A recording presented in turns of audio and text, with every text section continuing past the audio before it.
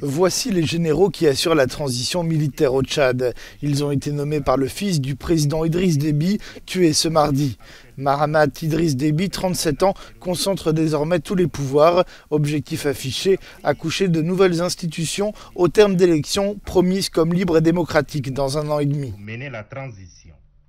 Les forces de défense et de sécurité ne cherchent nullement à s'accaparer du pouvoir.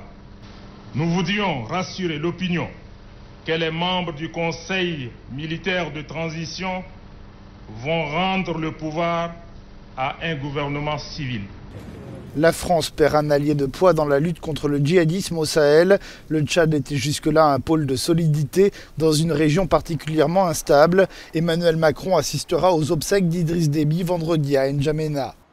Ce qui nous semble essentiel désormais, c'est que un processus de transition démocratique puisse se mettre en place et que la stabilité du Tchad puisse être préservée. Et pour le reste, vous comprendrez que nous avons besoin d'un tout petit peu de temps. C'est un vrai saut dans l'inconnu pour les 16 millions de Tchadiens qui vivaient sous la férule d'Idriss Déby depuis 30 ans. Les circonstances de sa mort restent troubles. L'armée assure qu'il est mort au combat, mais pour de nombreux opposants, ce n'est rien d'autre qu'un coup d'État. Les rebelles qui mènent une offensive depuis la Libye ont promis de marcher sur N'Djamena.